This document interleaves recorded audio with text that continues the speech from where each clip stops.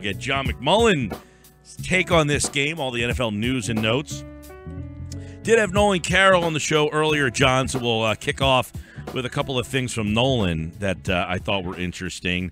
He had been kind of quoted before as saying he was shocked about the Eric Rowe thing. He kind of expanded on that today when I talked to him about it, and he said he was shocked. And he said one of the reasons he was shocked, John, is because, number one, he said he was a second-round pick, and number two, he said that he seemed to be catching on to the defense and stuff a little bit faster than everybody else was when they made the change. He was a smart guy, and that it took him, Nolan, a little longer to make the transition from Billy Davis over. But he seemed that this defense was a better fit for Nolan Carroll, so that's why he was a little surprised. Well, I can tell you Jim Schwartz doesn't agree with Nolan Carroll because it was the exact opposite. You saw it develop from OTAs into training camp. It was clear that he did not particularly like Eric Rowe and how he fit into his scheme. I don't know where Nolan could have gotten that. I mean, Nolan was rehabbing from the injury, so he didn't do a lot of work in the OTAs and really only got back up to speed in training camp. But it was pretty clear, even back to when he wasn't available and completely healthy, that sort of Jim had penciled him in as being the one of the starters next to Leotis McKelvin, and Ron Brooks kind of developed into the nickel corner. And Eric Rowe was buried from early on, and a lot of us were shaking our heads and didn't understand. Well, that's kind of what he said. He said he said he was a little surprised at how, like, I asked him, I said, that basically how he said that he was like fifth on the depth chart, and he was surprised by that assertion.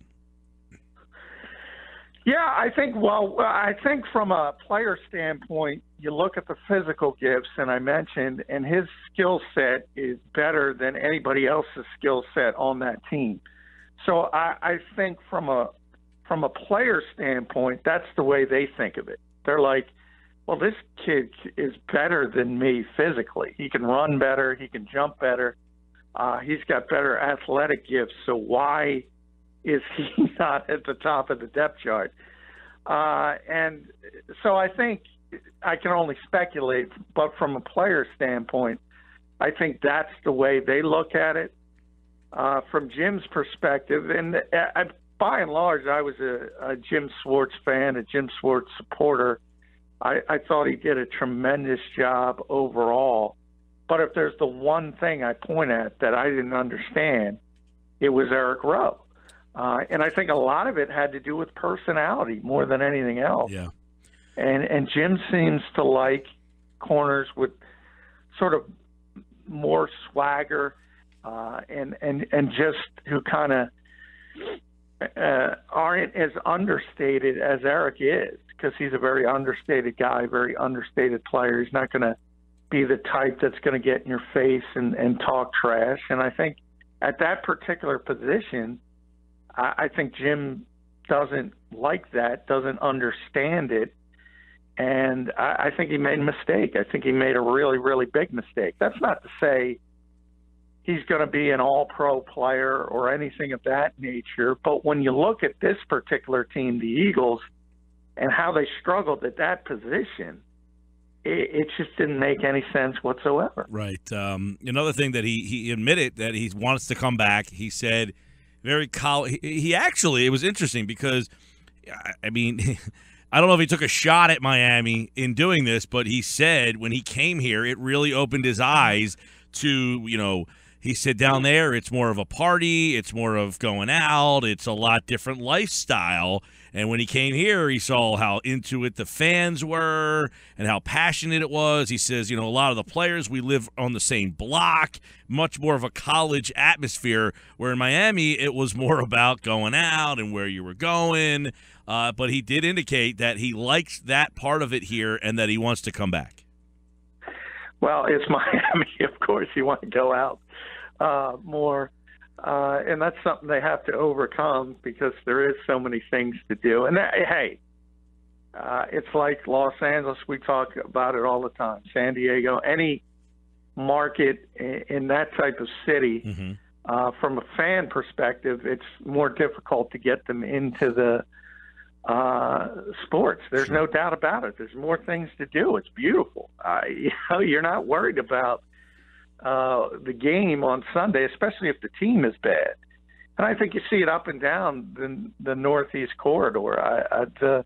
The fan bases, by and large, certainly Philadelphia among them, are rabid. And they're rabid everywhere. They're rabid in Boston. We talked earlier in the week just how unhinged the people are there about Roger Goodell. I mean, they're just unhinged about it, hysterical. And it's because they love that football team. And the Giants fans are the same way, the Jets fans, the Ravens fans. It's just a different feel, and I agree with them 100%. And if you like that, certainly, and Nolan is. I mean, I think Nolan.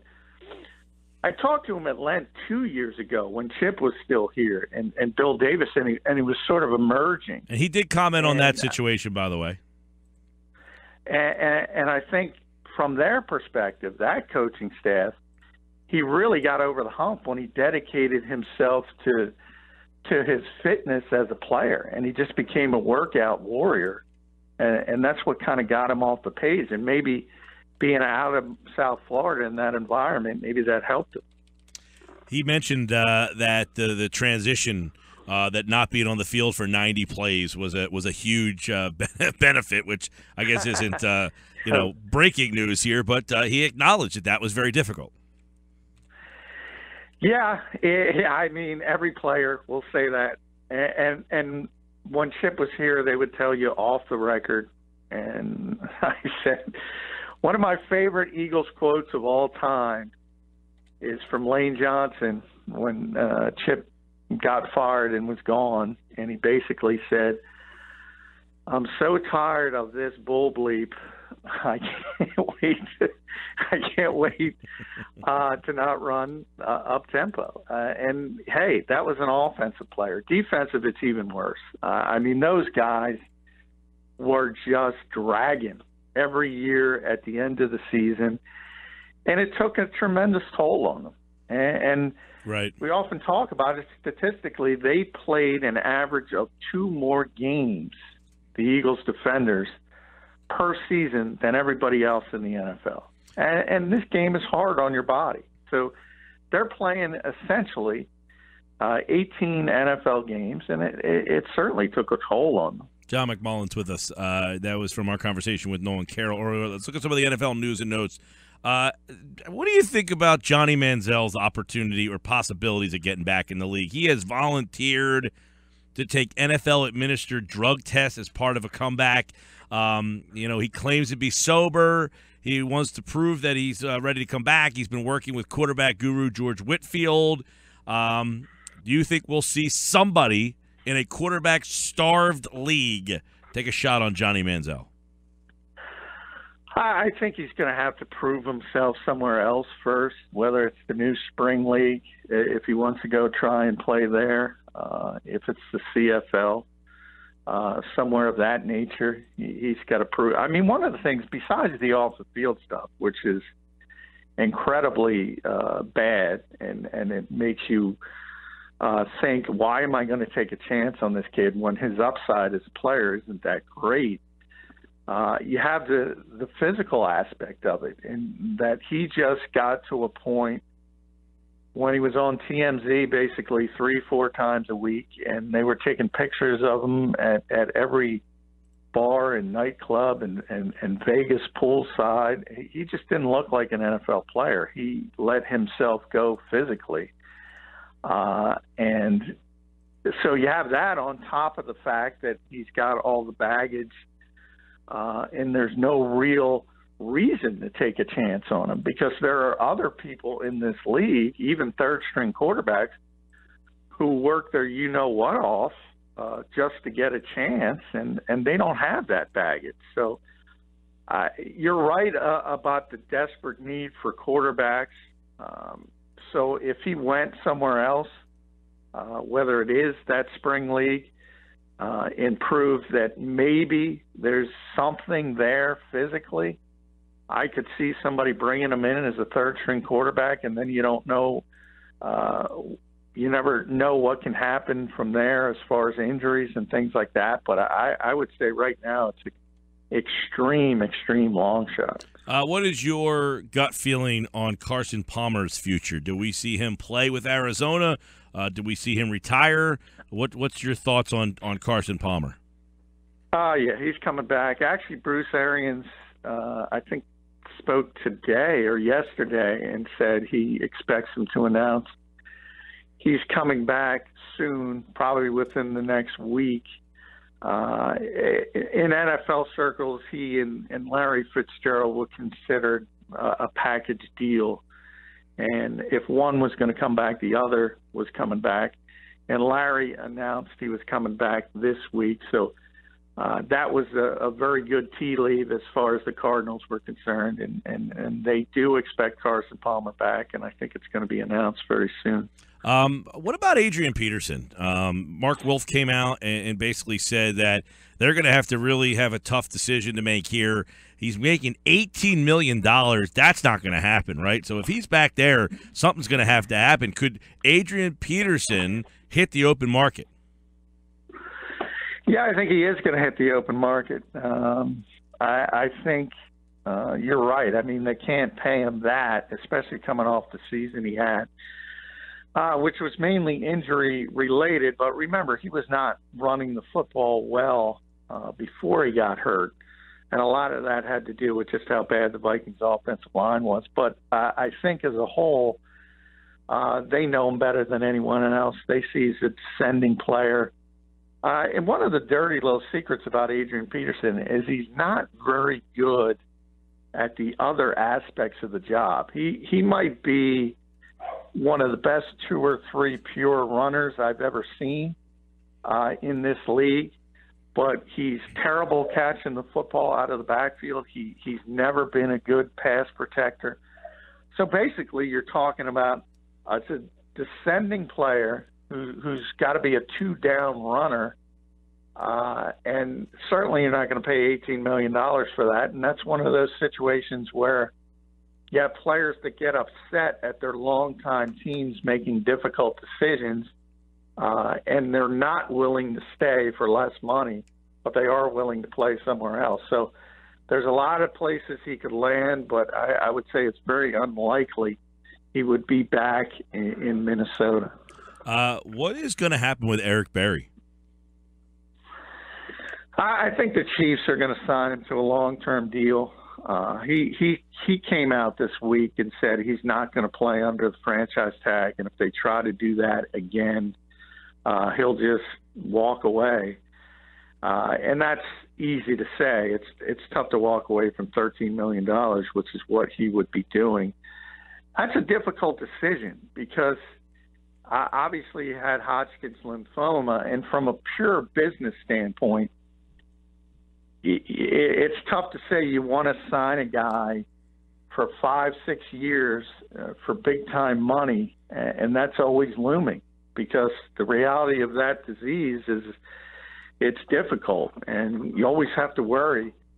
But I think from the Chiefs' perspective, I wrote about that today, actually, on FanRag Sports NFL. I sometimes in sports, you pay for what's in the rear-view mirror and what players have done more than the potential of what they're going to do. And Eric Berry has given the Kansas City Chiefs way more than they could ever give him back. So I think they're going to acquiesce and they're going to give him the long-term deal. But, John, you don't think I do my homework on these segments here? Of course I know you wrote about Eric Berry. Come on, brother. And in keeping with that theme, let's look at the Super Bowl because, Julio Jones – huge weapon, 13 different players on offense have scored touchdown passes from Matt Ryan. But Bill Belichick, the master, so what does the Patriots defense have up their sleeves for this number 1 ranked offense of the Atlanta Falcons, which you wrote about at FanRag Sports? Yeah, that's the beauty about Bill Belichick. He's always got something. Against Pittsburgh, it was He played a lot of 5 defensive linemen and 1 linebacker. And I always talk about it. He's the only coach in football that does it. We always talk about, Bill Davis versus Jim Schwartz, 3-4 versus 4-3. Changing philosophies. Dan Quinn, the Falcons coach, who obviously is coaching in his 3rd Super Bowl in 4 years, brings that cover 3 Seattle philosophy to Atlanta, which is basically designed to simplify things so his players can play fast. Bill Belichick does the exact opposite. He just throws stuff at these guys, and he expects them to perform. And his mentality is to take the best opposition weapon out of the game and force others to beat you. The problem there is the Falcons are better equipped to do that than most other teams. Because even if you are able to limit Julio Jones' effectiveness, they have plenty of other weapons who can gouge you. And that's the concern with the Patriots in this game. This is not only the top offense in the NFL this season, top scoring offense, it's one of the top 10 of all time. So this is a really, really good offense. Let's look on the other side. Can the Falcons defense stop the Patriots? Because one reason I have not bought into the Falcons all year, as you know, is I didn't like their defense. And I don't know how their defense has carried them this far, but they've played really well in the playoffs here all of a sudden. But this is a different challenge. Yeah, it is. And that's one of those things when you do play such a simple defensive scheme, makes it really easy for a guy who's seen it all. He's certainly not going to be surprised by anything the Falcons do defensively, and that's obviously Tom Brady. I think if you look at this is the 7th Super Bowl the Patriots have been in, obviously in the Belichick-Brady era. They've lost 2 of them, both to the Giants, and it's both the Giants beat them the same way both times, and that's they were able to get to Tom Brady with a 4-man pass rush in both games. And I think if the Falcons have any chance, they have to get to Tom Brady. They have to get him off his spots, and they have to speed him up because they're not going to fool him with simplified coverages. So it doesn't look good on paper from a defensive aspect for the Falcons. Right, and Brady, and I think the run game, John, you look at the blueprint that the Eagles set forth. That game that they beat the Falcons, they ran the ball all over Atlanta that day. You wonder if New England watched that game tape at all and took anything from it. Well, I do think Atlanta wants to, this is always people chuckle when you bring it up with the Patriots, but they want to take the air out of football, not in a deflated sense, but they want to keep the football away from the Atlanta offense, and the easiest way to do that is to run the football. So yeah, I think that's going to be foremost in their mind. I think that's what they want to do. They want to keep Matt Ryan in a baseball cap on the sidelines as much as possible. And I think that's the sort of the wrestling match you're going to have. Because I think if the Atlanta Falcons have the football, they're going to score points. And I have tremendous respect for Bill Belichick, but I don't know how that Patriots defense handles the Falcons offense simply because the talent the Falcons have, skill position players, is better. All right, John, we're about 48 hours away from Super Bowl Sunday. We've broke it all down all throughout these weeks leading up. We know all the minutia leading up to it. So, with all of the stuff we've come up with here, who do you like? Well, I'm going to throw a curveball because I do have such tremendous respect for Bill Belichick and what the Patriots do. But I think the Falcons are going to win this game. They're going to win the Super Bowl. And I think at the end of the day, the NFL is a talent-driven league. And I just mentioned offensively, I think the Falcons have more talent. And I think they're going to win a shootout. And I think it's going to be sort of a 34-30 game. with the Falcons winning, upsetting the Patriots in Super Bowl 51. Wow. Is that a Matt Ryan MVP award coming with it? Yeah, I think one thing you can almost guarantee, no matter which game, who wins this football game, a quarterback's going to win the MVP. So it's either going to be Matt Ryan or Tom Brady, and I think it's going to be Matt Ryan. Wow. All right, Matt Ryan, MVP, Falcons 34-30 over the New England Patriots. That's John McMullen's pick here on the Sports Bash 97.3 ESPN. Enjoy the game. We'll break it all down and recap it on Monday, and then the real NFL offseason news and notes starts to heat up. Thanks, pal. Hey, thank you, Mike.